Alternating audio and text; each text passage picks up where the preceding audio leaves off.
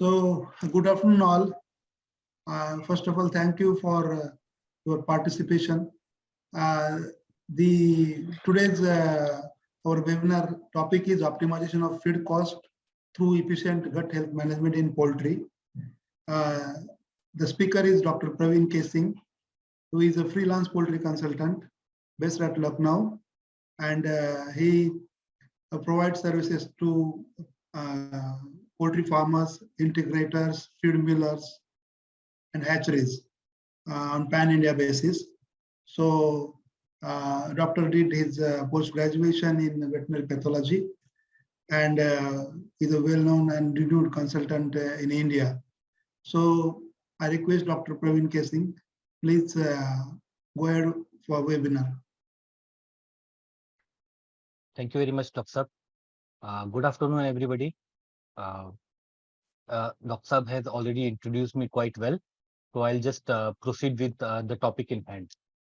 So, first of all, the topic itself says a lot. The topic says that how can we optimize the feed cost through efficient gut health management.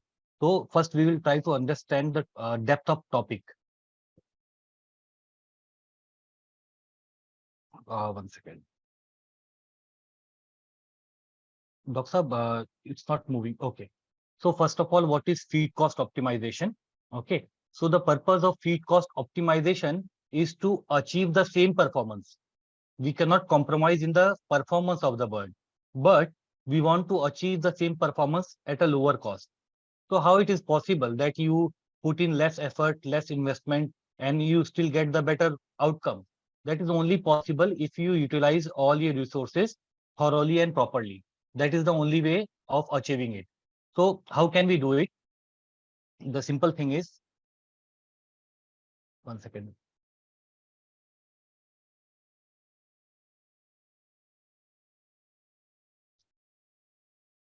Okay.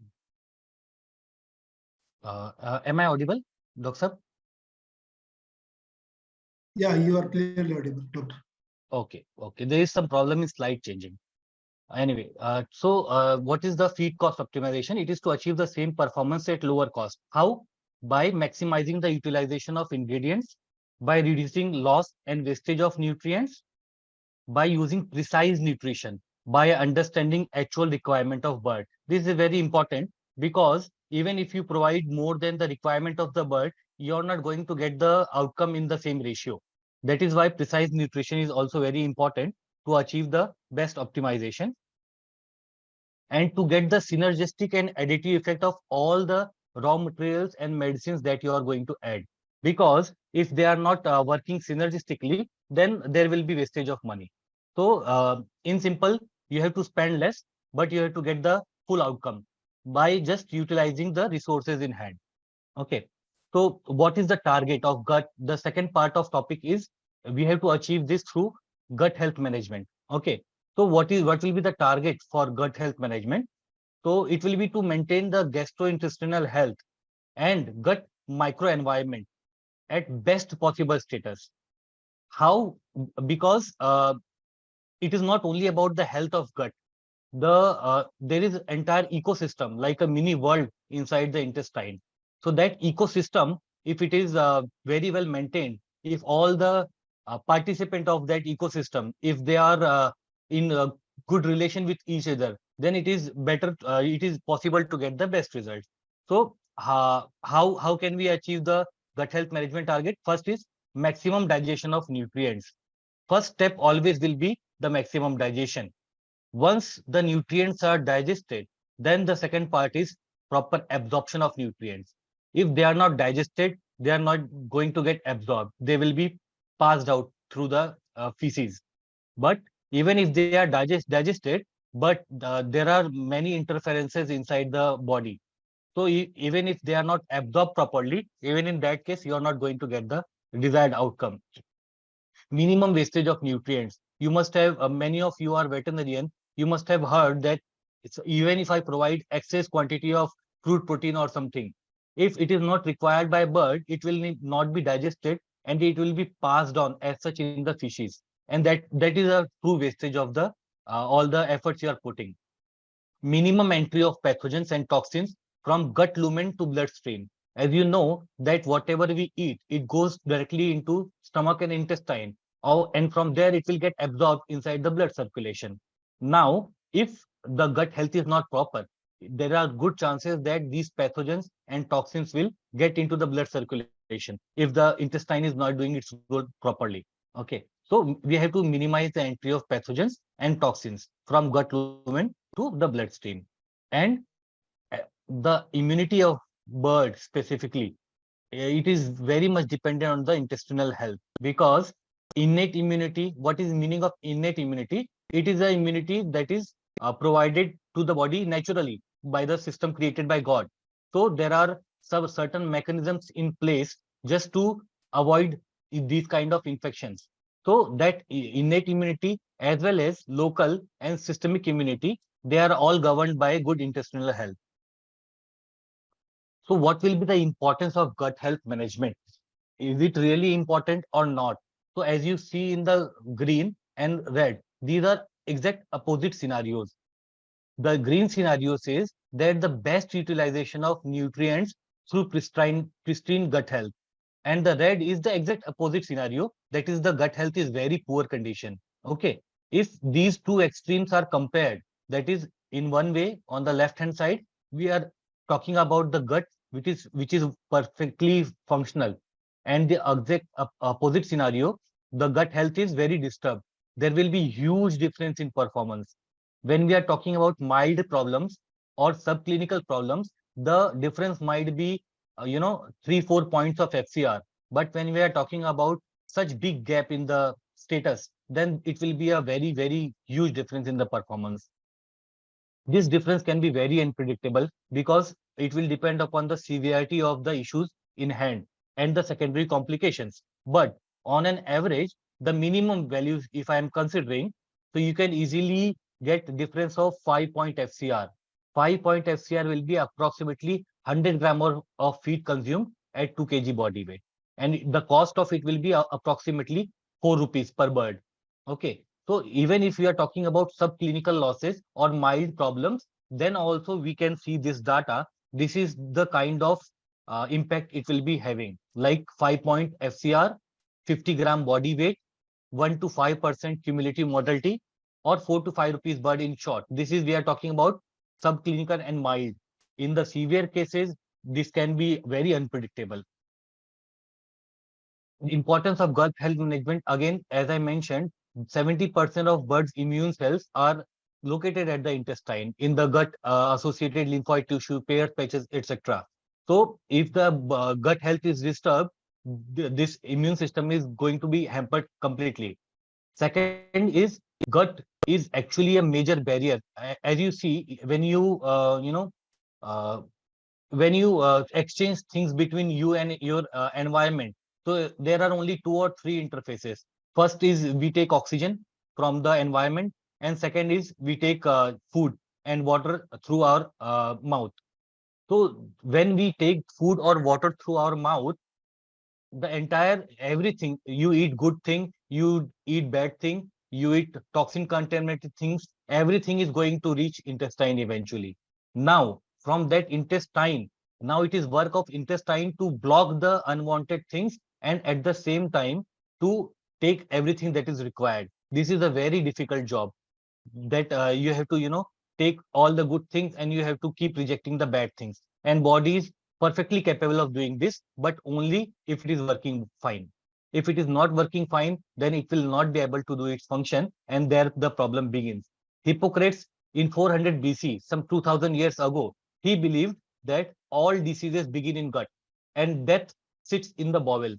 It is a layman language, but it is a very, very huge and remarkable statement, that all disease begin in gut and death sits in the bowel. That is, if your intestinal health is not fine, then you'll be unhappy all the times. So before getting into the all the economics and all, first let's understand what is the gut of chicken, or what is the normal physiology of the bird system, how the digestion takes place, how the absorption takes place. So as you can see in this photograph, we can see everything from mouth to a cloaca in this photograph. But in short, in brief, I will be taking you to all the organs in case you are not aware or you are not specifically professional from this field. So first of all, mouth. There is a very huge controversy, or you say a myth, that birds do not have taste buds. It is wrong. They do have taste buds. It is just poorly developed. Okay. There are not sufficient receptors as in case of humans, but yes, it is developed. Then people say that they don't have salivary gland. That is also wrong. They do have it. So I'll just be showing those things to you. So see, these are the salivary glands. The spots in white. They are placed on the upper side of beak, and they do function. They secrete the saliva, and it softens the food for further processing. They also have means once you see this, they also have the taste buds. There are approximately 300 taste buds located on the upper side of beak, and there are some placed on the anterior side of tongue also, but they are very poorly developed. Then after mouth comes the esophagus. Esophagus is basically extension of food canal. Means it will be its function is basically to take the food from mouth to the interior organs. Okay, so the esophagus can be divided into two parts. One close to mouth is called cervical or in neck region, and second is thoracic, that is going downwards. So this is the picture of bolus being swallowed through the esophagus. Now, next two slides, I will be just focusing on this, layers of esophagus so that we can understand it better. So this is the layer that we are talking about. This is the lumen of intestine. This is the layer. So if you divide this layer, it will be first towards the lumen or towards the interior side will be mucosal layer, then comes submucosal, then comes muscle, and finally serosa. Now, why am I sharing this? Because moreover, less or more, the entire GIT tract is mostly composed of this kind of scenario only. Means these three, four layers with some deviations, they are going to cover the entire intestine. There will be slight differences in depending upon the functions they perform. But this is the basic that will follow. So the purpose of mucosal surface will be, to do all the exchange from whatever is coming into the lumen, and keep the surface part healthy and intact. Okay, the submucosa has all the blood supply. The muscles are there to allow the peristalsis movement, and finally there is a covering called serosal surface. So this is the crop of bird. It is very significant adaptation of birds, because evolutionary point of view, if you see, birds are not, very, they do not have a very survivability, criteria. They are not good flyers. They are not good runners. So they need to collect their food very quickly and then run away. And then when they are, safe, then they can work on the food of the, digesting and everything. So the crop is basically just an extension of esophagus, which can store food. It has no major function. As you can see, this is the transfer section of crop. So the food will be stored over here. The only significant thing is that the crop will store food only when the proventriculus is full. Okay. When the proventriculus is empty, the food will first go into the proventriculus. Then when it is full, the food will be stored in the crop. When stored in crop, basically what happens with food, there is no, not many enzymes or something working over here, no chemical process, but definitely it can moisten the food, it can soften the food, so that the further processing becomes very easier. But we have to take very extra care at this part, because the pH over here is it is very favorable for certain funguses and certain bacterial infections. So one fungal infection is very popularly known in the birds, that is candidiasis. Okay, so this is the storage site. Some people believe that the acidifier that we provide through water and all, they play very major role at the crop part also. because if you don't maintain a proper acidic environment at crop, then definitely there will be chances of rising infections of fungus. Okay. After crop, the next part is proventriculus.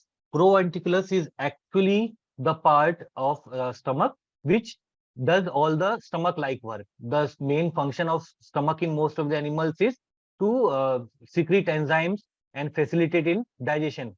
Okay. So in case of birds, there are two segments, proventriculus and ventriculus.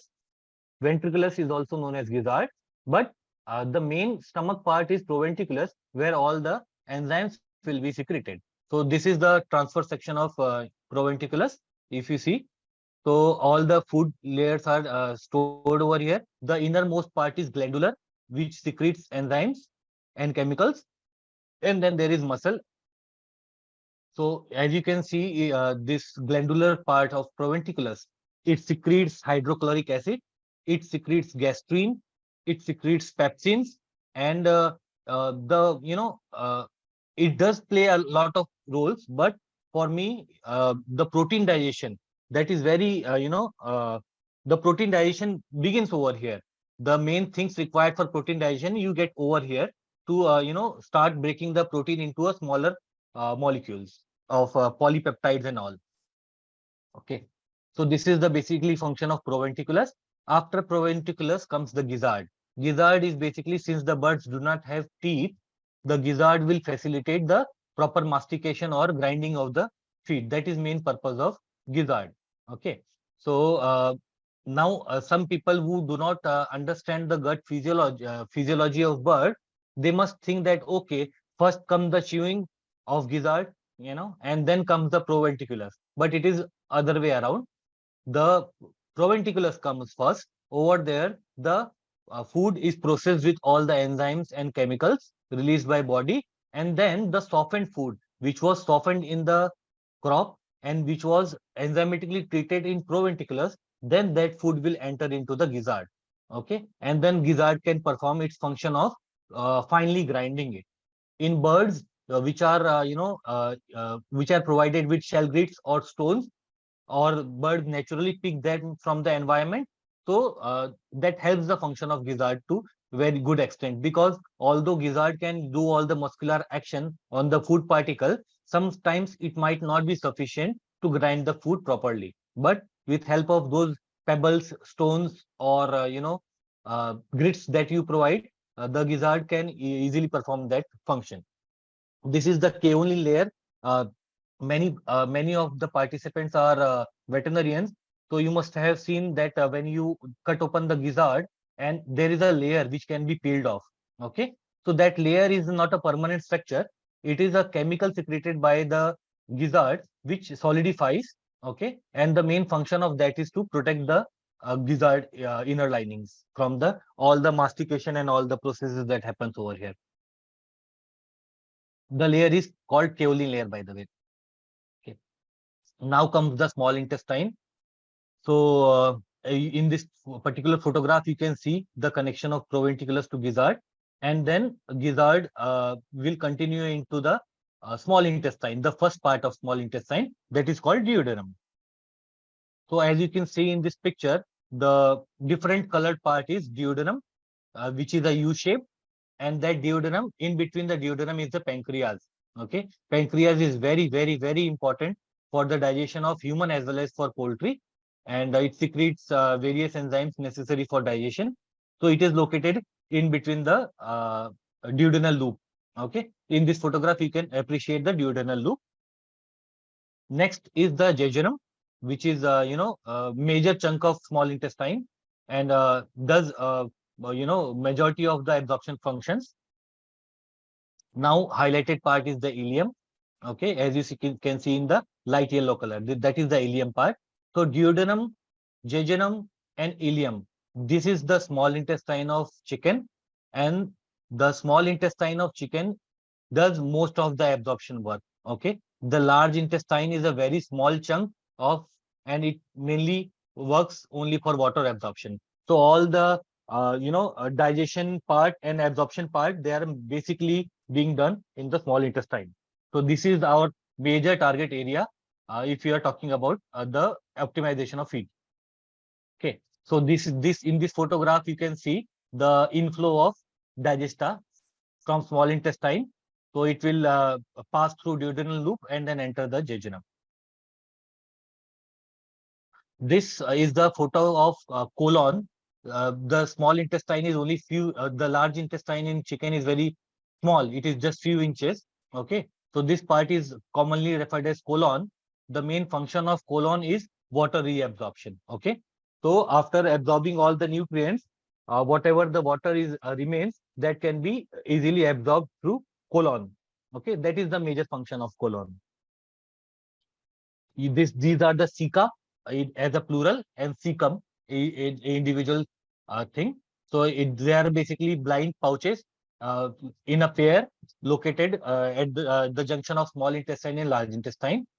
So the major function of ceca is, if I'll be honest, the most of the functions of ceca, it is still a mystery, because it is located at a very posterior end of the gastrointestinal tract. So it does water absorption for sure. It does fermentation of all the larger feed molecules which were not priorly digested properly. So over here, through bacterial fermentation, the Zika can do digest those items. Okay, and it will produce a lot of vitamins and lot of acids, most of the things which are very helpful for bird. The only mystery is that since it is very close to the distal end of gastrointestinal tract, and not much of absorption is known to occur through ceca and through uh, colon, then becomes the question why the bird is actually producing these things if it is only going to get excreted. So there are a lot of research still going on ceca. What we know is that it is an organ where the bigger size feed particle which left, which survived the digestion, they will come here, they will get here fermented through the presence of all the bacteria in the cecum, and then it will be given out. Many young professionals, they sometimes go to farm, visit farm, and they look at the droppings, cecal droppings, and they get confused that it is, abnormal feces, but the cecal pouch will be emptied from time to time, and that you have to understand that this is a cecal dropping or it is a something problematic going through the gut, that has to be properly realized before making any claims. This is the last part, cloaca. Cloaca is a very small part, but it has too many functions, because as you can see from distal end, the connection of ureter is coming, so that will secrete the uric acid part, the white one, as you can see. The part coming from left, it will have all the undigested materials, and the part coming from top, it will be having the eggs that the birds lay. If we are talking about layer bird or a breeder bird, so the egg will also come here and it will accommodate that. So this is the cloaca. So cloaca is basically common opening for all the three body systems: the reproductive system, the GIT, and as well as the excretory system. Now this is the transverse section of intestine. So if we take a intestinal loop and just do a transverse section, so this is what we are going to expect, that there will be a lot of villi and microvilli the at the topmost the base of intestine, and the major function of them will be to absorb all the nutrients. These are basically smaller counterparts which have to do all the work. Okay, you can see these are the uh, microscopy photographs of this villi. This is how you can appreciate them. So this will be actually, even on villi, there will be microvilli, and the major function of these will be to absorb the nutrients. As you can see in this uh, picture on the right hand side, the black one, you can see that whatever is getting absorbed through the villi, it will eventually get transferred into the blood circulation located at submucosa.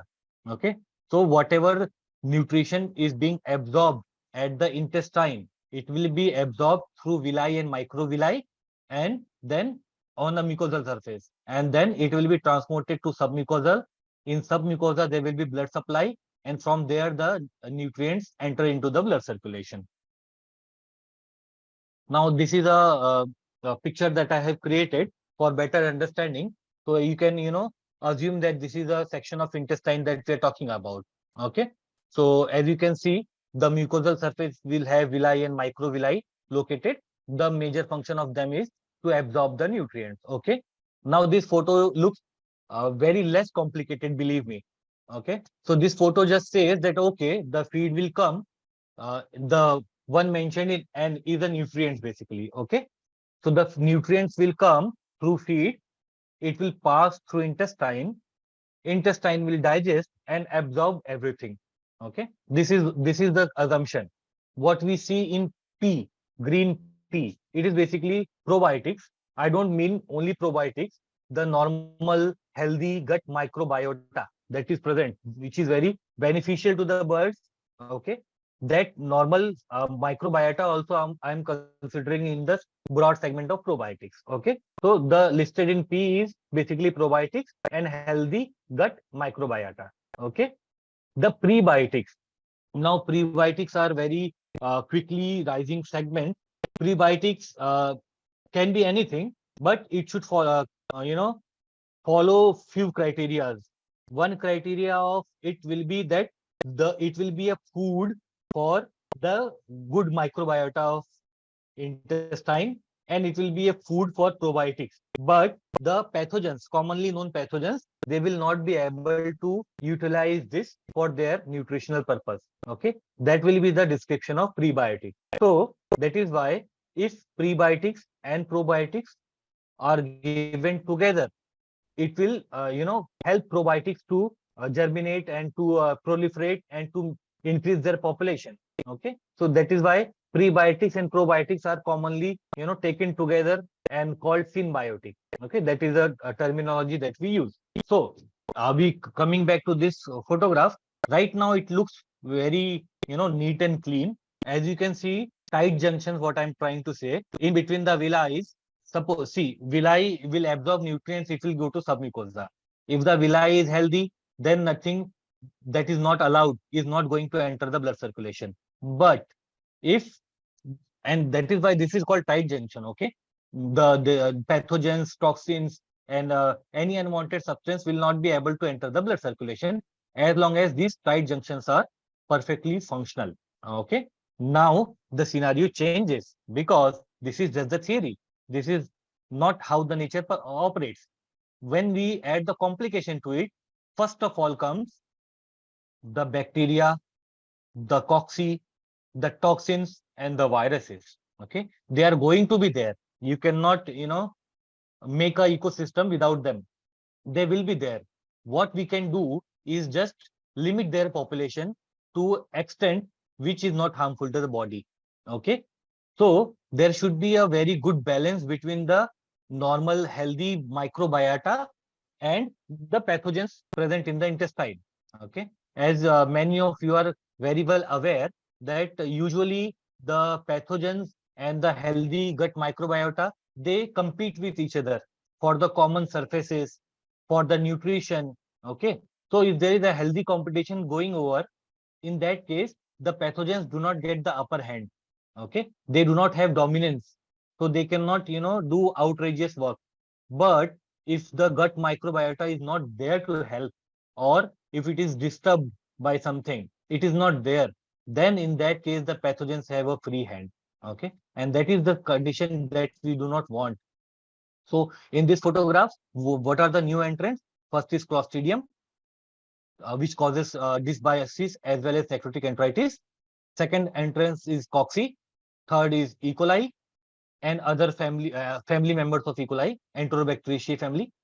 There will be toxins.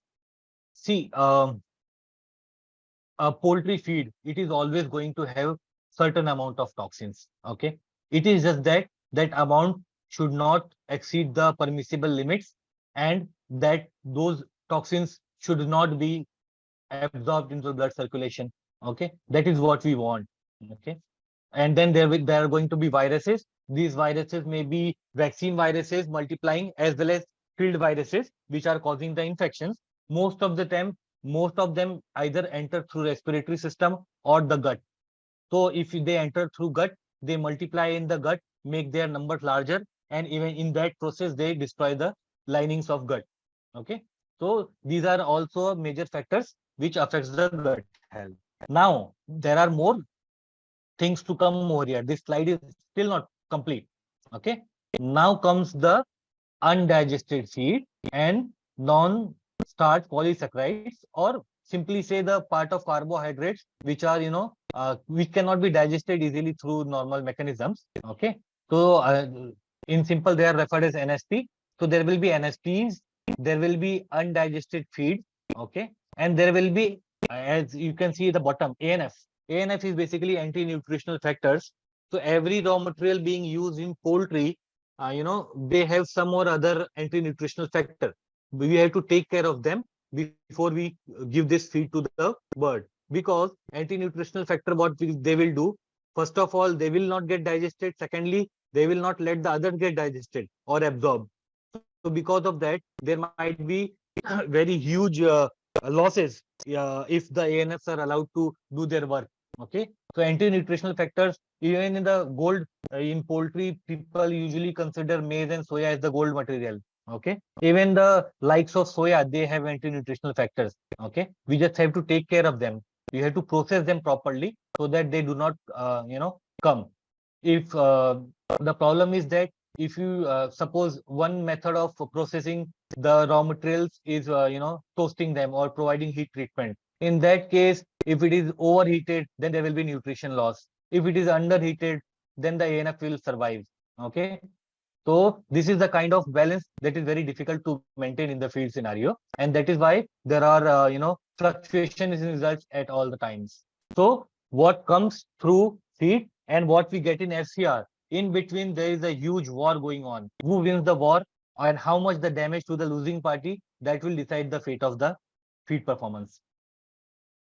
Okay, so if the bad counterparts, if they are dominating, then we are looking at the leaky gut. Now in this photograph, at the top you see the tight junctions, there is no leaking, and then you can see the leaky gut. Okay, so there will be gaps. Through these gaps, unwanted materials, unwanted organisms, unwanted toxins, and all these can get absorbed into circulation. And once it is in the circulation, then it will damage almost all the parts of body where it is going. Okay. So what are the losses? First, there will be loss of nutrients. If we are talking that this system, the body has failed, the gastrointestinal tract is damaged, or it is not is in perfect health, what will be the losses? First, there will be loss of nutrients. Secondly, there will be leaking of harmful organisms and chemicals inside the blood circulation. There will be loss of local and systemic immunity. There will be loss of beneficial metabolites. Now you have to understand one thing. It is, good microbiota of intestine, or it is a probiotic. They are living there. By living there, they are going to secrete some or the other, chemicals through their excretion, through their metabolism. And this is true for pathogens also. What they are trying to do is they are trying to survive. Okay. In process of survival, they will be eating something, so they will be excreting something. Okay. That excretion may be very harmful, like an endotoxin or exotoxin, or that excretion can be enzyme. That excretion can be a beneficial thing for the bird. So whether that secretion or excretions or metabolites that are being produced by these microorganisms, if those things are beneficial for the body, then we want them. If they are harmful, then we call them pathogens, because even though they are just trying to survive, but in process of their survival, the survival of bird is coming into the question mark. Okay, so this is the basic definition of whom we called common microbiota, or whom we call the pathogens. Okay, so the beneficial metabolites that are being released by probiotics or gut microbiota, that is very useful. But if there are not going to be good microbiota over there, good organisms are not going to be there, then they will not be secreting the enzymes that we require. They will not be doing many of the work that we require, and that is very harmful for the body. There will be more disease incidences. Okay, there will be more energy wasted on the civil war, because even if you cannot see a clinical disease, even in that case, if the body is constantly fighting to get rid of all the pathogens and to save itself, there will be more energy wasted to go on immunity system for repair of the intestinal tract and everything, and that energy could have been used by bird for the performance.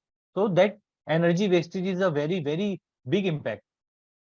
There will be, suppose in case of cocci, you must have heard that a bird is not eating anything because bird is in pain. So there is a lot of loss of feed consumption. Now you have to understand one thing, which is not very easy to understand. uh, if the bird is taking less feed, okay, then the FCR is going to increase. Okay, it will go on a higher side. Now this generally doesn't make sense uh, first time we hear it, because bird is eating less, so the FCR should also be less. But this is not what happens, because bird has certain needs. Okay, it has to maintain its basic physiology. Okay, it has to do its major functions. For that, there are some maintenance requirement of the bird. Suppose, for example, at a certain stage, bird requires 50% of whatever it consumes to go into the maintenance. Okay, now if that bird is eating 100 gram of feed, okay, so 50 gram is going for the maintenance and 50 gram is going for the performance. Okay. Now, if that bird is, going to consume just 75 gram, in that case, the 50 gram is still going for the maintenance. Only the 25 gram will be going for the performance. And that is why there will be losses in the performance. Bird will be eating less, but if, whatever it is eating, a smaller portion of that will go into the performance. That is why loss of feed consumption is also something we have to take care of. So the question comes, why we are facing this issue. Before we go into the specific, understand one thing.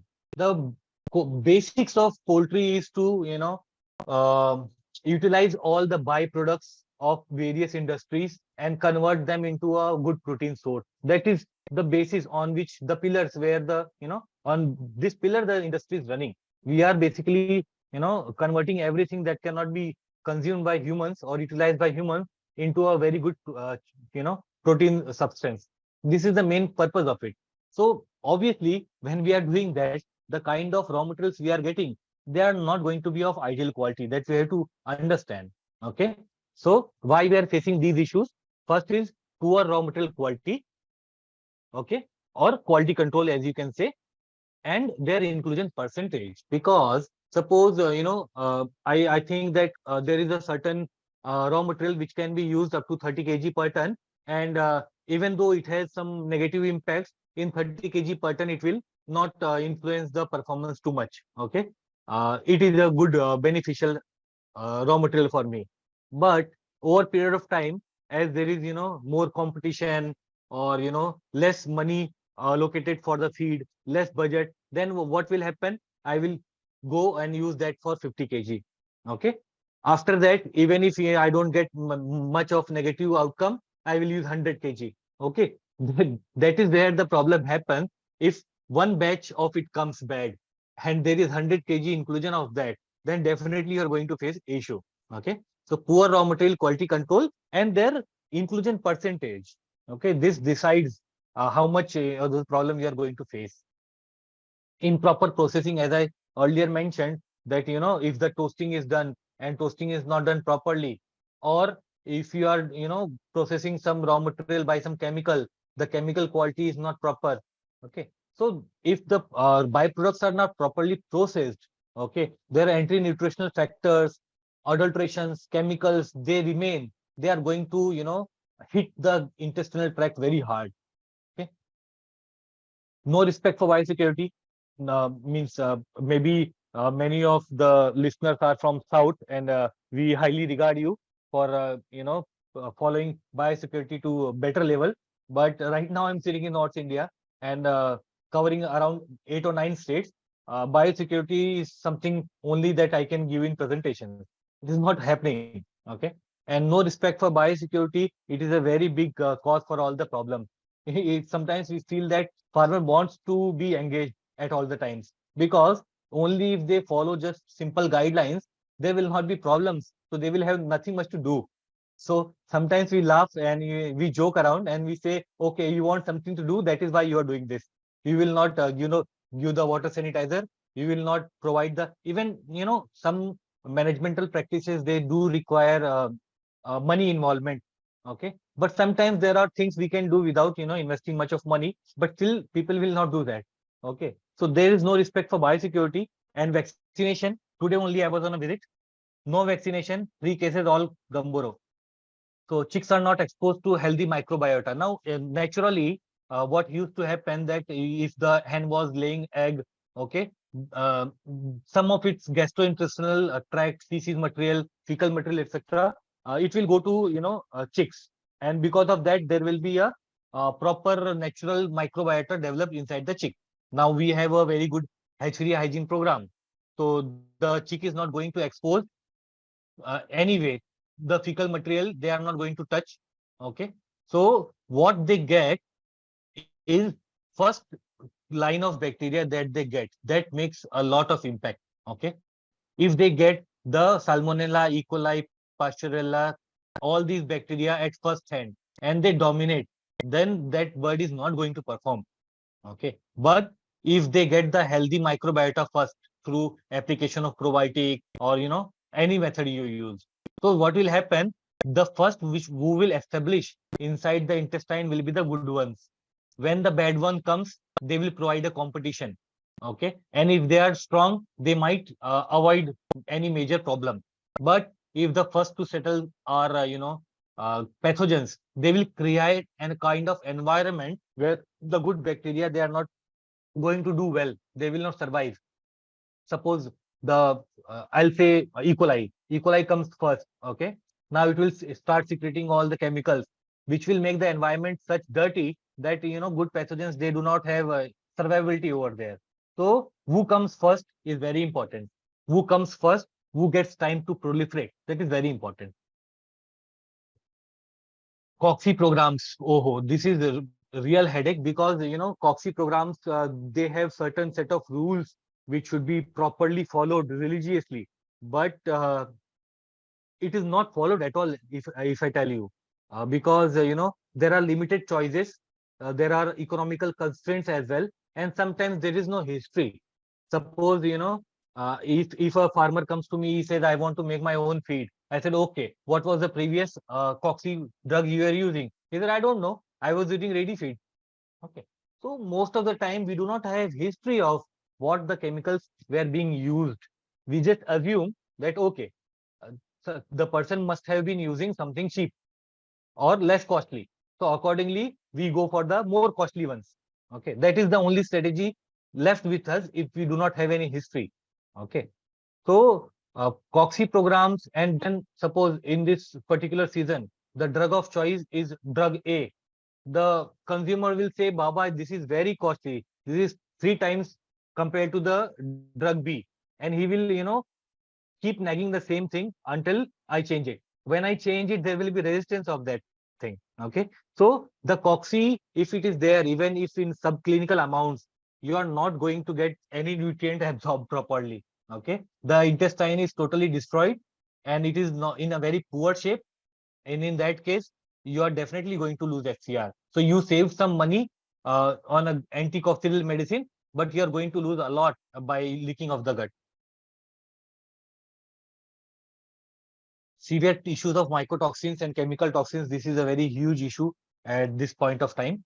Vaccine technologies are, according to me, I shouldn't say, I'm nobody to say this, but vaccine technologies are still lagging behind the challenges.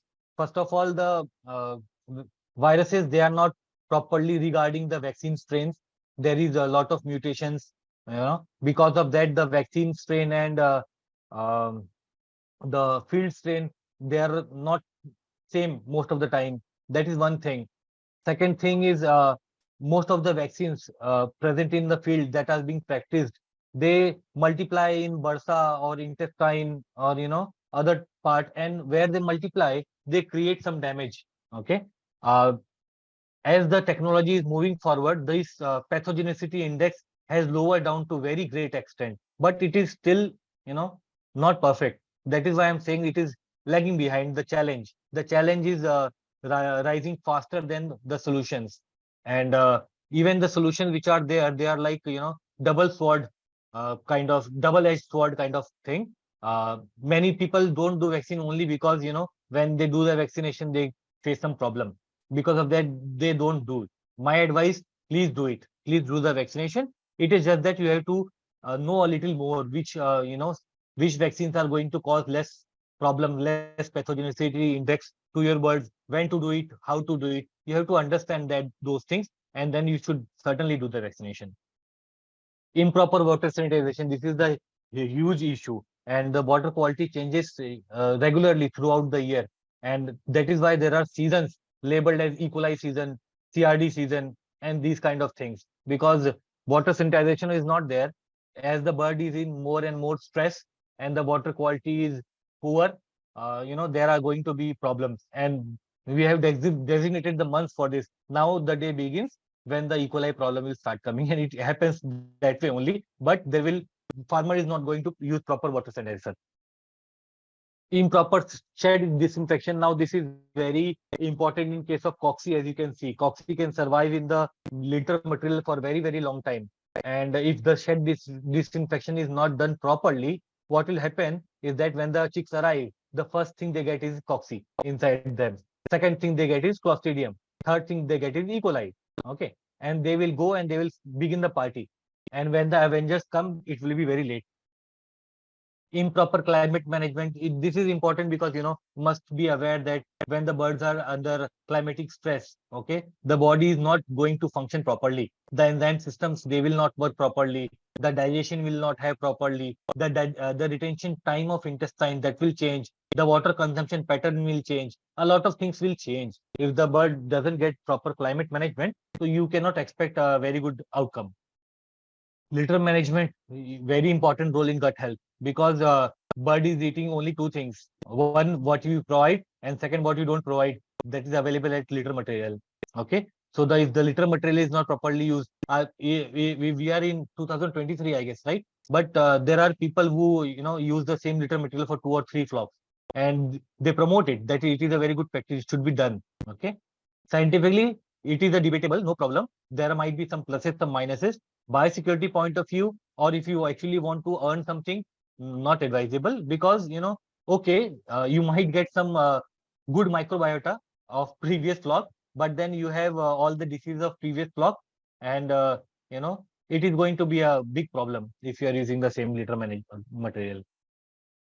Now, what we want at gut level, okay? If we talk about the slide that I had prepared, okay, in that slide presentation, what we want actually, first thing is we want acidic environment at most part of intestine. Okay, I have not showed in this slide, but throughout the gastrointestinal tract, there will be various pH in different parts.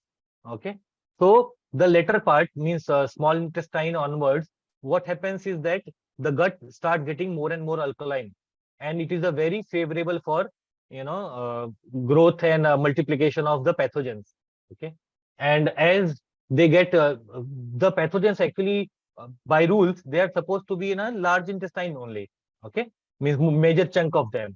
But if they get very favorable environment, okay, so suppose they occupied one state, now they get good environment, they multiply in large population, then they will go to another state. That will happen. So that is what happens with the bird also. If the large intestine, there is very huge multiplication of pathogens, they will move towards the small intestine then.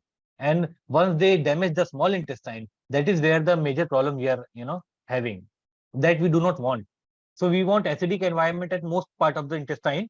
Why I'm saying most part? Because uh, the parts which are playing lesser role, or they have their own supply of acidic environment, like proventiculus gizzard. Not talking about those parts, talking about the small later part of small intestine and large intestine. If they are more acidic, it will be good for the growth of microbiota and probiotics. We want colonization of natural or healthy microbiota. Let it be natural, let it be healthy, but it should be either of them. Okay, it should be there. Minimum pathogen load at gut level. We are talking about pathogens. We are talking about bacteria, cocciviruses, everything that you can think of. Reduce load of undigested material and ANF. Now, this is very important thing for if we are having any budding veterinarians or knowledgeable people. You have to understand that when we talk about gut health and the solutions of gut health, enzymes are sometimes underrated. They are very important because they are not only giving the matrix values and all, but if they are properly digesting the feed, if they are helping in proper digestion of feed, so there will be less undigested material. That undigested material actually food for pathogens. Okay, that you have to understand.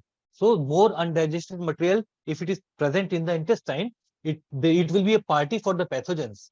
Okay, and that is something that we don't want. Okay, so you have to take care that a lot of undigested material is not there, and ANS are under control. Okay, then you have to reduce the exposure and damage by toxins as much as practically possible. And I'll again say raw material quality control is the key.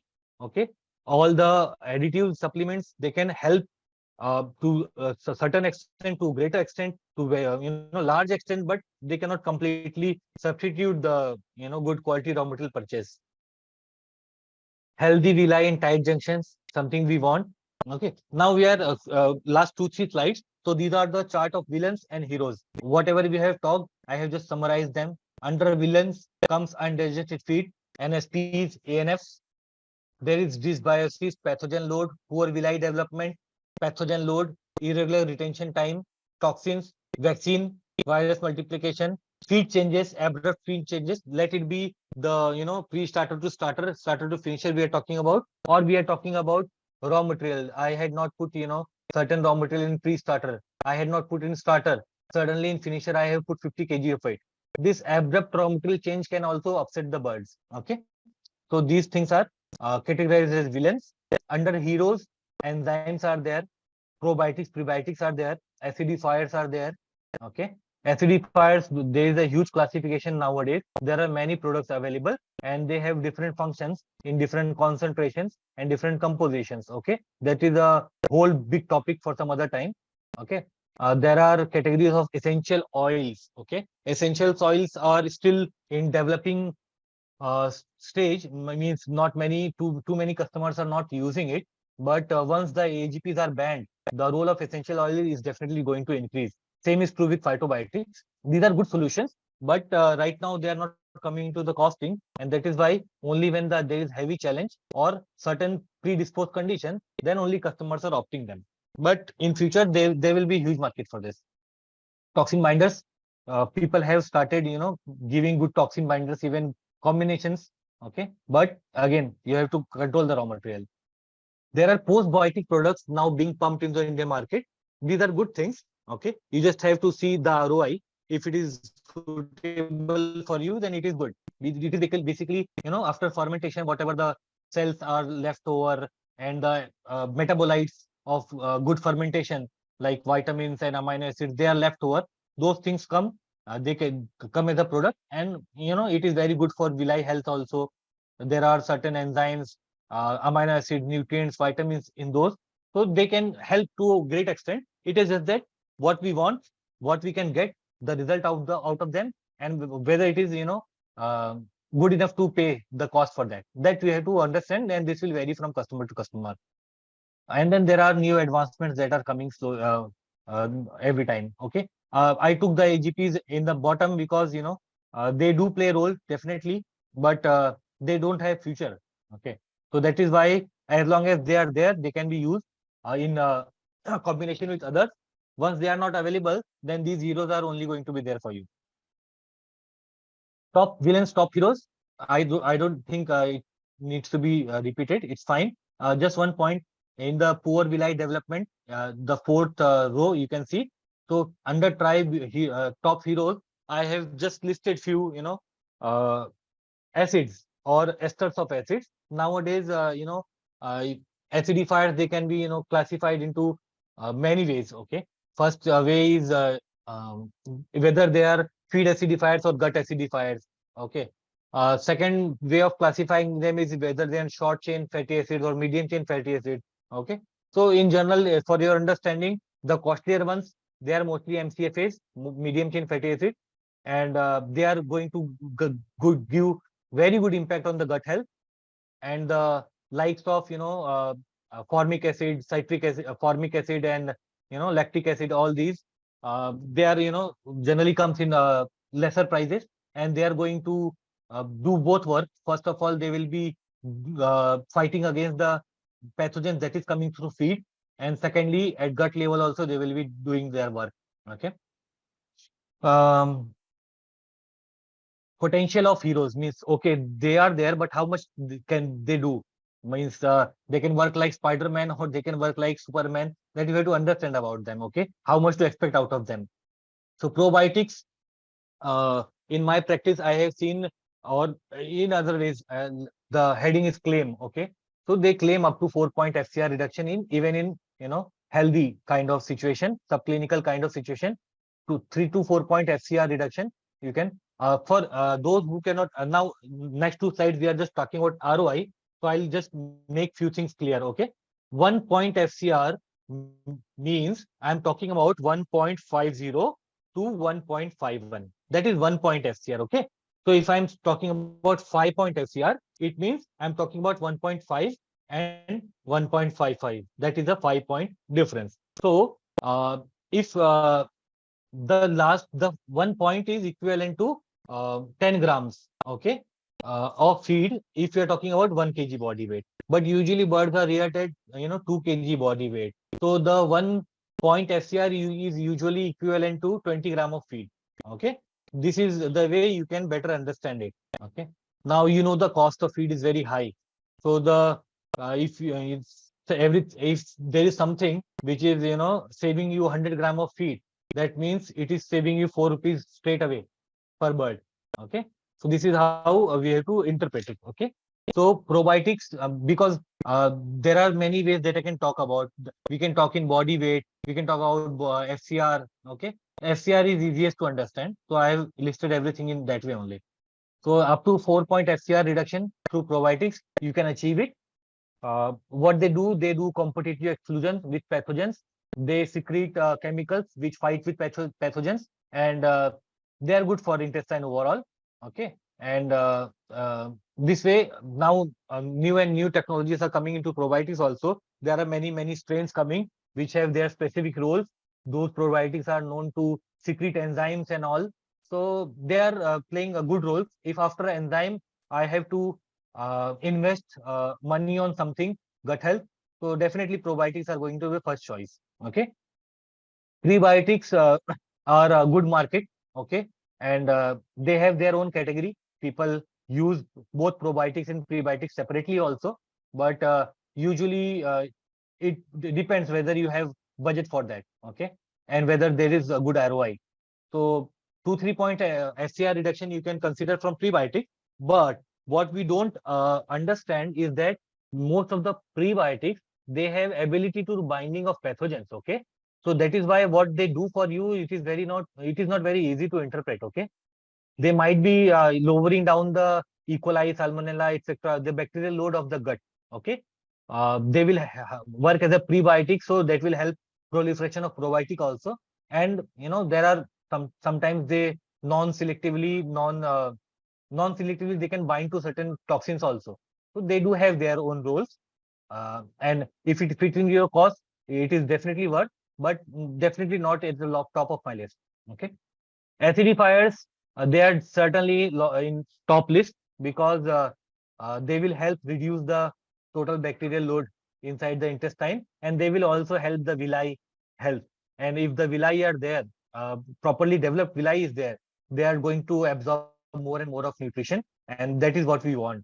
Okay. Enzymes are definitely heroes. Now technologies are gradually evolving. We can claim more and more of metric value. So what we the common good brands maximum 125 kilocalorie energy they claim. We take up to 100. 1% CP, 5% amino acids. In case of phytates, the good brands 0.18% of calcium phosphorus. This is the kind of thing we talking about from enzymes. This is the derivable we get, which is direct. Okay, this is the matrix value. But other than this, as I said, if they will use up all the undigested material, there will be very low bacterial load of pathogens, and that is again very helpful thing. So if you talk about this much of energy, protein, amino acid, we are talking minimum 10 point FCR. So as per our discussion, 10 point FCR will be equivalent to 200 gram of feed. Okay, 200 gram of feed will be equivalent to 8 rupees per bird. So they are definitely worth. Villi Health, in premium diets and healthy birds, there can be easily 2-3 point reduction in FCR. Okay, there will be reduction of feed passage. There will be reduction in E. coli, okay, and other pathogens. And in severe cases, this advantage may be higher. Suppose if at a customer I am facing a lot of feed passage issue, I am losing up to 10 point FCR, 15 point FCR. If I invest in Villi Health products, and if they stop that, you cannot thank it enough. It is that kind of segment. Okay, phytobiotics and essential oil, as I said, they are very good. They are specifically working against most of the pathogens. And if you have a good blend of phytobiotics and essential oils, they can take care of your problem. In the absence of AGPs, these are going to be very important in future. In today also, those customers who do not prefer antibiotics or go for a antibiotic-free chicken, for them this category is very important. Emulsifier, not completely under gut health segment, but yes, they do help in digestion, so they qualify. And you can get you cannot get exact metrics. According to me, you cannot get 40-45 kilocalorie energy from them and count it on top of NSPs. But yes, as I said, in enzyme I have taken 125 kcal. In that case, from NSP enzyme plus protease enzyme, part of protease enzyme also has digestive effect on NSPs. So if you take the NSP enzyme, protease enzyme, phytase enzyme, emulsifier, you can go on upper side 125. You can easily achieve that, because in case of if the more than one things are working for the same thing, then you cannot have an additive effect. You cannot say 1+1+1 is equal to 3. It will be 2 at most. Okay, it can be lesser than that also, but yeah, it will add to certain extent. So suppose say 75 to 100 kcal of NSP enzyme, 20 kcal we take from protease enzyme, 10 kcal we take from phytase enzyme, and 20-30 kcal we take from emulsifier. Overall, definitely you can get a higher matrix values, but you have to understand that emulsifier, the main role of emulsifier is not giving you this matrix value. The main role of emulsifier is to help in digestion of fat. If it is not properly digested, there will be health problems to the birds. That is the major role of emulsifier, not actually providing you matrix or replacing your oil. That is the added advantage. Main role is aid in the digestion. If digestion is going good, the health of gut will be going to be very good. Okay, so this is just ROI of heroes. As I said, this is approximately the kind of SCR benefit you can get. Again, I will add, they are not additive. You cannot put all and add all their SCR advantages, but each segment they can contribute up to this depending upon the severity, depending upon the problem we are talking about. Okay, suppose in segment of toxin binders, okay, I have said 3 to 5 point SCR, 3 to 5% mortality.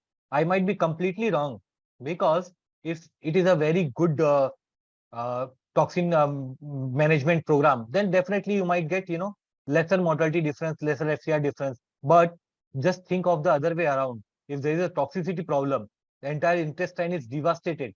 Okay, and mortality is huge and havoc.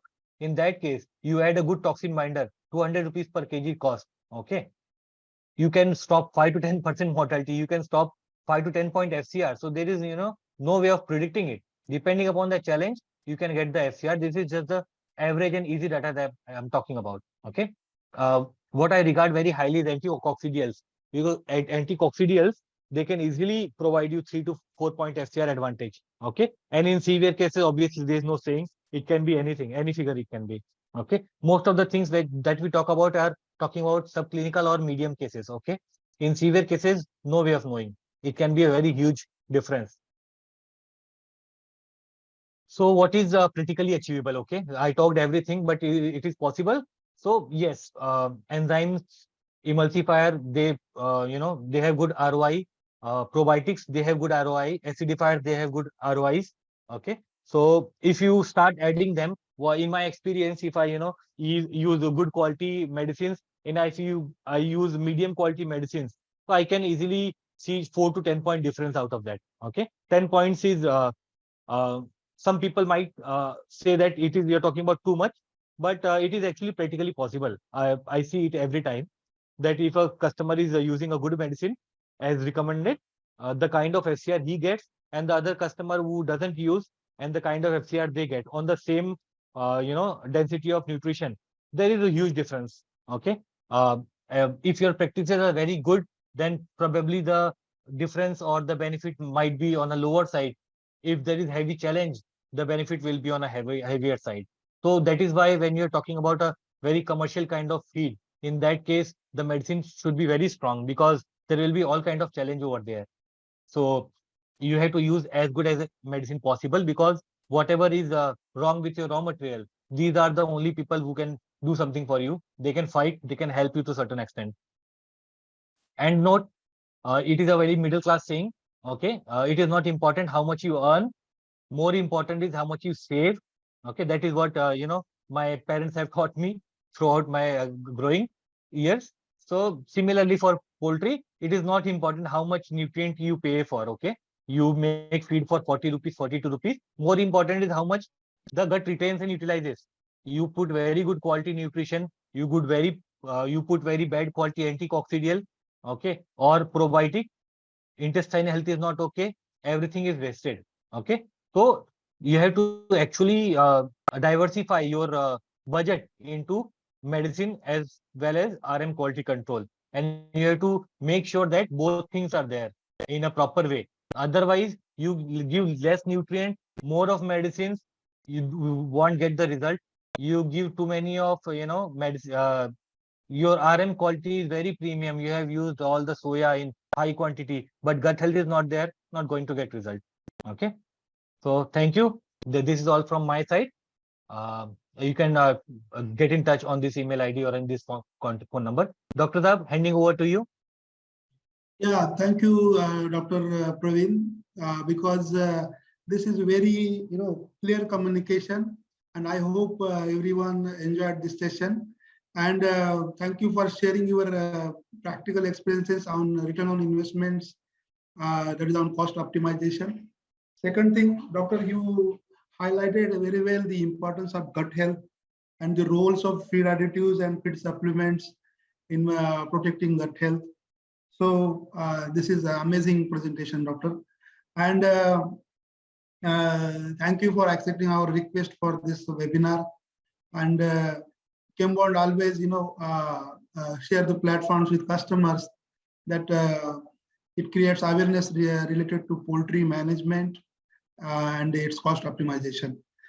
Second thing, I request all of you, please, if you have any queries, please type your queries in chat box. Meanwhile, doctor also take a short pause, and after 5-minute pause, he will, able to answer your question, able to answer your questions. And meanwhile, I will just, showcase you the slides how Chembond helps in poultry industry. Doctor, can you please answer your PPT? Yes, sir. Dr. Saab, is it done? Yeah. Is it okay, Dr. Saab? Yeah. Okay, thank you all of you for your time, valuable time. Okay, so we are Chembond Biosciences. We based at Navi Mumbai. Okay, so we have different types of business verticals. So water technology is there, material technologies is there, construction chemicals is there, protective coatings business vertical is there, and we are also into hygiene chemicals. okay, industrial hygiene chemicals. And in biotech solutions also, this animal health division comes under biotech solutions. We have our own manufacturing units and R&D. We also, our plants are also certified with quality certifications, environmental standards, and also occupational health and safety. So this is our strength of area in animal health. We have in-house manufacturing units for enzymes, probiotics, and chemicals. That is terminal disinfectant and routine farm disinfectants. So we have a very good team of R&D. They, effortlessly working for the formulations, and we're known for providing customizing solution in every type of category of feed additives and feed supplements. And we have corporate connected brands also. That I'm happy to share that we are, largest seller in D3 metabolites. Our brand is Previte Alpha D3, and also we are into water sanitizers. So we have 99% of production is our own production. We have pan-India operations. We are operating through pan-India. We have a team of 45 people, which they have, technically sound, and they have developed very good sales expertise in feed additives and feed supplements. So in a nutshell, I just want to explain that we have offerings in gut health optimization. So today's Dr. Praveen nicely presented the challenges in poultry gut health. So gut colonization is the main challenge, where dysbiosis, that means the harmful count of bacteria is more as compared to beneficial bacterial count. So there are different types of solutions. So solutions availability is another opportunity, but there is another issues that people don't know what is how to apply and what is the how to select the probiotic strains for the gut colonization. So we have developed products that exactly catering the needs of gut health optimization through probiotic application. Through probiotic application, we are offering a single strain or multiple strain probiotic formulation to poultry farmers, feed manufacturers. So the Chembond is our umbrella brand under which we are selling the different types of probiotic formulation in market. It helps us, our poultry farmers, for gut colonization in early age, competitive exclusion, that they help to maintain the good count of bacteria, beneficial bacteria, and also for long term they'll provide the immunity, long-term immunity to the birds. In nutrient digestibility, Dr. rightly said that there are challenges of non-starch polysaccharides and anti-nutritional factors. So we have the own manufacturing plant for enzymes also. So under this, we are selling single individual enzymes. Also, we are selling multiple enzymes. And under this, we are providing customization support to the poultry farmers, feed manufacturers, as per their raw materials they are using for feed. So Enzymix is our umbrella brand, and under that we are offering this kind of services, and it helps us poultry birds for improved digestibility of entire feed. Doctor also mentioned that the importance of feed and gut acidification. So we have solution for feed and gut acidification. It will provides benefits in maintaining the gut integrity. So Chemoseed is our umbrella brand under which we are selling feed acidifiers as well as water acidifiers as well as gut acidifiers. So Chemoseed Gold is our well-known brand in market, which is known as feed acidifier. Chemoseed PHB in a water acidifier, and we have newly launched the product Chemoseed Supreme. It is a combination of organic, inorganic acids along with yucca extracts. So this all portfolio helps birds in pH stabilization and reduces pathogenic load as well. In feed hygiene, that raw material, nowadays raw material quality and storage is a big concern, and along with that there is a toxin infestation also. So for that, we have solutions like toxin binder, the range of toxin binders. The premium toxin binder range is also available.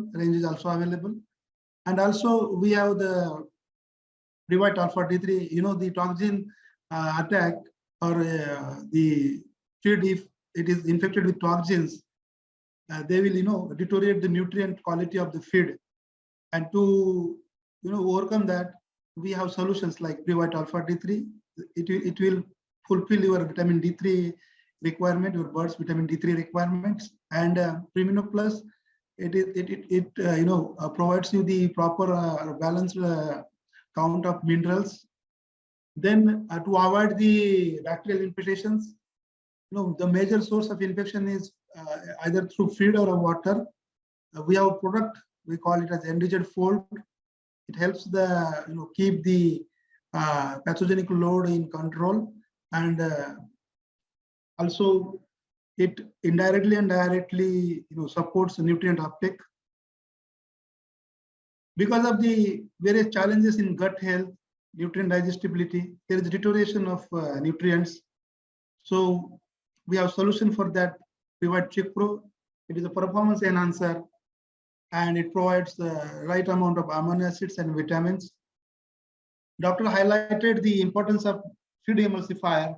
So we recently launched this product. We call it as LipiBond, and this LipiBond is known for energy and cost optimization. It helps to improve energy and aligned sources. So these are our uplink in gut health optimization. If you have any technical query, you please contact on these numbers. And myself, Dr. Sanjay Gapat, I'm taking care of marketing and sales support. Dr. Rakesh Tiwari is there in meeting also. He is our technical manager for North and East. Dr. Saurabh Kawate is our technical manager and product executive for East Zone, so West Zone. There are a lot of sales managers, zonal manager team is there in the field. So from South, Mr. Irlaver Viraya is there. From North, Mr. Rajesh Bist is there. And from East, the Somnath Banerjee is there. So this is about our offerings and expertise. So right now this forum is open for questions and answers. So now Dr. Praveen. Yes, Doctor. There is one question from Mr. Samir Patel. Is asking anything we can do to control chemical toxins. Good evening, sir. Chemical toxins, actually, there are a lot of solutions in market which offer help to it, but depends on the kind of load we are talking about. Okay, so if there is actually severe load, nothing works properly. There are many brands. I cannot talk about brands over here. There are 4 or 5 brands, and there are some generic things also that you can try. You can talk to me personally. I will tell you my personalized solution for that. But yes, as long as we are talking about heavy load of chemical toxins, nothing works. I'll tell you one more reason behind that. Because this chemical toxin concept, this concept is a very misguided kind of concept. So what happens is that we know there are thousands of toxins which can present themselves, and we can test for maximum 7 or 8 of them. So everything that we cannot test, okay, that is also categorized under chemical toxins most of the time. So there is a huge array of mycotoxins, which are not chemical toxins actually, which are mycotoxins, but we do not understand them. So they also are getting classified into chemical toxin most of the time. So that is one reason, because we will be talking most about our focus will be to limit the only chemical toxins, but there might be unidentified mycotoxins as well.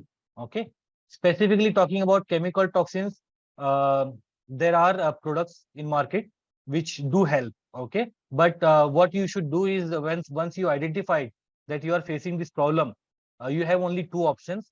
First, you liquidate the raw material, you sell it, you don't use it. And second thing, you use it very less. I'll say even at if I have identified a raw material like maize, which is posing a problem of chemical toxins, even if I use it as 5%, then also I will get some problem.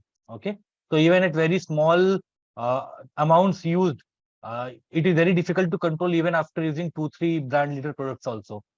So my first advice, don't use it. If you have identified your raw material which is causing the problem, then don't use it. You sell it at a lower price. Or secondly, you use it in very low concentration. Suppose if I'm talking about maize, okay, so you purchase new batch of maize, mix it, okay. Suppose you have to use 650 kgs of maize, you just put 50 or 100 kg of this and 600 kg of that, and then there are many flagship products which have claim on chemical toxins. You can make a good blend of them, and you have to supplement the vitamins, trace mineral, everything that is going to get bind from that toxin binders. You have to increase them in concentration, and that is how it can work. You can contact me personally. I'll let you know my set of solution that I use. But again, this is something best is to avoid it. Second thing is, Mr. Samir ji, I hope I give you a satisfactory answer, or we can discuss in length later on. Mr. Rajesh ji, they have asked me explain why essential oil is needed when the AGP is banned. The reason is that the essential oils, what are essential oils? Essential oils are basically, you can say them as a phytochemical also. They are phytoactive molecules derived from the plants. Okay, so they have very good effects against Clostridium, against E. coli, against Salmonella, and a lot of these microorganisms. The problem is that in today's date, or otherwise, the means essential oils are basically being used in poultry for only two reasons. One is the cough syrup preparations. Okay, so the respiratory preparations over there, they are already economical. They are being used, they are fine. But if you use essential oil as a gut health management program, okay, so they have very good result against, they have cidal action. They can kill the bacteria. They have cidal action, but the only problem is their cost right now. In Indian market, at what price we are getting, according to, and if you compare it with AGPs, then AGPs do the same work in a lower cost. That is why people only go to essential oil in certain conditions, or when they are not satisfied with the results of AGPs, they top it up. Okay, the essential oils. So I know 2-3 products which are doing excellent, and they are giving very good results. But because of their cost, not able to use most of the time, at least not in prevention. Once I have identified that, okay, I am facing a problem and I have to invest money in this, then it is not a problem. They do work very good. It's only about budget. I see antibiotic growth promoters. I have budget of only 80 rupees per ton, and a good quality essential oil, they can go up to 300 rupees per ton also, depending upon the preparations. So that is why I said ki when AGPs are banned, essential oil will be there to to fight against E. coli, because then you will have only probiotics, acidifiers, and essential oils. This will be your only options. Then it will be required definitely. In foreign countries, it is being used very huge amount.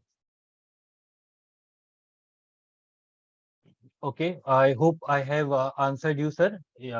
Next is Dr. Sanjay. Dr. Sanjay, this concept of CN ratio, C/N ratio, it is now being used very widely in the foreign countries, but in India, we are not still considering this. The kind of criteria we set for ourselves in Indian situations means a lot of criteria we consider, but C/N ratio is not one of those criteria. So I will not be able to give you a very good answer regarding this.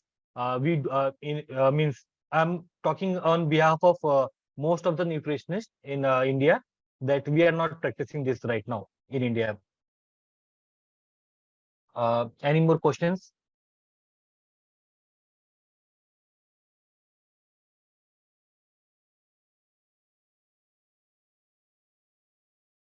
Dr. Sanjay. Yeah, there is one question from Dr. Saurabh, that is, if someone add feed additives like probiotic enzymes, emulsifiers, oxidostats, so and if someone not add, what are the advantage and disadvantage, adding or not adding.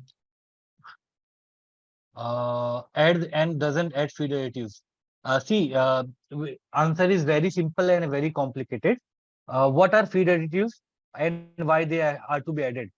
These simply I can just give blend of maize, soya and oil. That should be sufficient. Okay. So the any additives, what is role of there is that, as I said, we have limitations. We are not using the best. See, as a humans, we do not take any additive supplements, not much at least. Okay. But the kind of food we eat is, very hygienic and very good quality food is what we get. In case of poultry, they are not so lucky. So every raw material comes with its known limitations. Knowing those limitations also, since it is economically viable to use. Suppose I'm adding one raw material, okay, which will give me advantage of 1,500 rupees per ton, okay, 1,500 per ton. If I add that raw material 50 kg, it will give me 1,500 rupees per ton of saving. And I know that this has a one particular issue, that this will be causing a particular problem. Now I know that that particular problem can be solved in 150 rupees. Okay. So I just put that one thing. Suppose raw material is deficient in arginine. Okay. One amino acid. I know that it is deficient. And if I don't do anything for it, it will cause problem. Okay. So similarly, there might be one raw material which is very high in oxalates. Okay. I know that if I use it, it might cause lameness. Okay. So I should not use it, but it is giving me economical edge, economical advantage. So if I just give a additive of 100 rupees per ton, 150 rupees per ton, and I can get a derivable up to 1,000 rupees per ton, it is ROI of 1:10. I have invested 1 rupees, got 10 rupees in return. This is very good ROI. I will go for anything which is above 1:3 ROI. If I'm spending 100 rupees per ton, and if I'm getting 300 rupees per ton of advantage, I would go for that in today's competition that we are facing. Okay, so that is the difference. Now feed additives are, a very big range. So your question is not specific regarding that. If I don't add enzyme, I will be losing a lot of money for sure. I don't add anticoccidial, there will be coxy. I need not tell you what it will do. So there are some supplements or additives which are optional category, which are the performance enhancer, and there are some which are essential categories. Okay, why do we add vitamins? Why do we add trace minerals? Because we are aware that, the kind of raw material we are giving, it will not be able to fulfill the bird's requirement. That is why we are supplementing. If you don't add it, what will happen? There will be deficiency symptoms. That is the answer.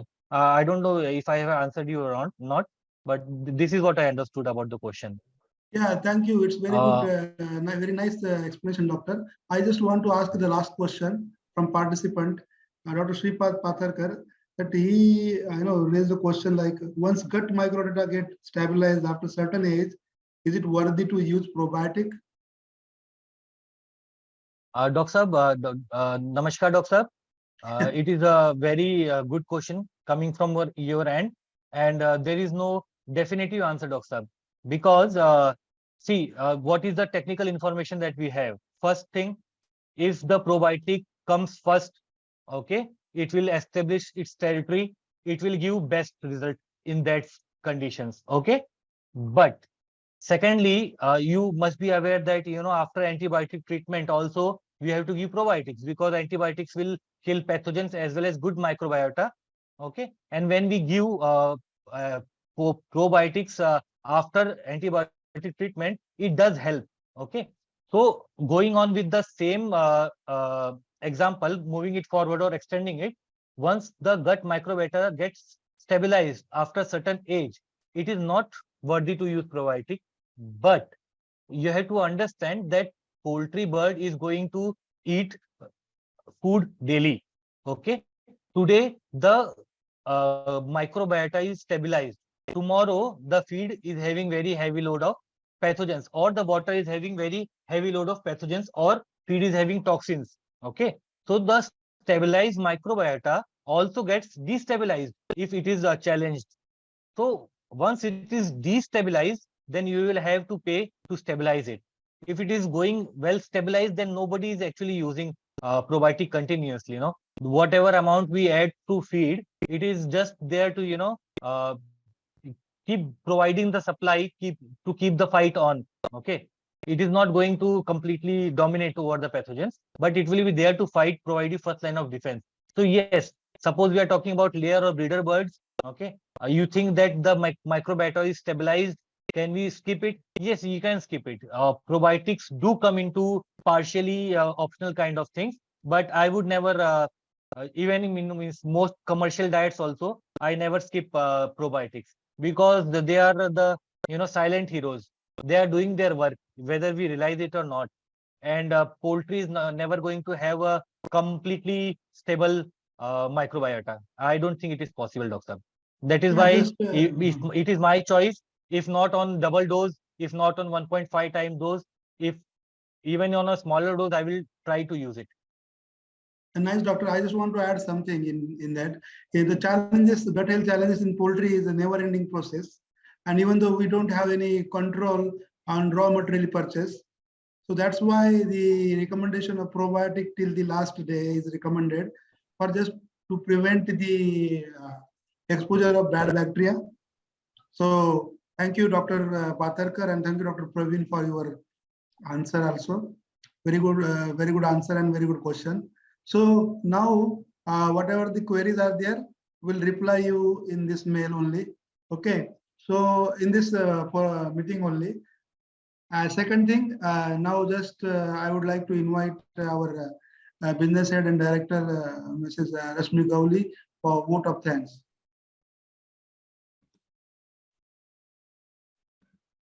Yeah, Rashmi ma'am.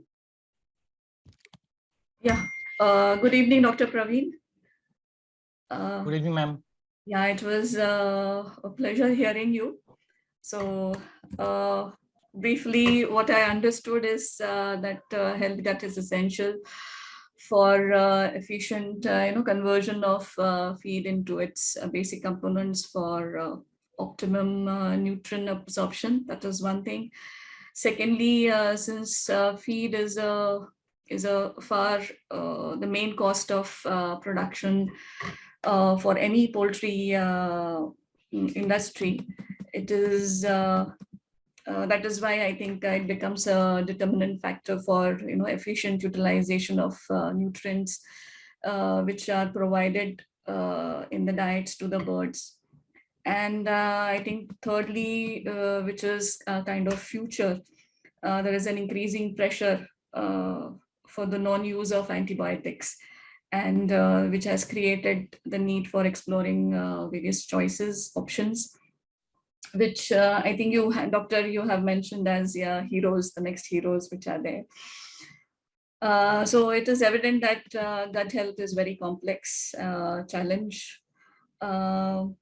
And as a poultry industry, we need to constantly explore new options, improvise the traditional mindset which is there, or the old pattern, so that we can successfully fight this current gut health problems. So I think with that, on behalf of Chembond Biosciences, I would thank you, Dr. Praveen Singh. You have really taken out time and for us, and it is our honor that our request was accepted by you to guide us through this webinar. I would also like to thank my team, Dr. Sanjay and Dr. Saurabh, who has made this webinar possible. Also to the my IT team, Pramod is there, also Dr. Rakesh, Rishikesh, and also yes to the zonal managers who have, I think, promoted this webinar to all their zones respectively. And yeah, thank you, Dr. Praveen. I think let's meet some whenever I come to North. I will definitely like to meet you in person. Welcome, ma'am. Yeah, thank you. Anything else, Doctor? Yeah, I just want to thanks all the participants, and this is the continue awareness program through webinars. So there are upcoming webinars also. So and this webinar content is we are ready to share. If someone need this kind of content or this PPT, they just text me their mail ID. So I will ready to share this content. So thank you all of you for your valuable time and participation. Thank you everybody. Thank you. Thank you. Thank you. ma'am.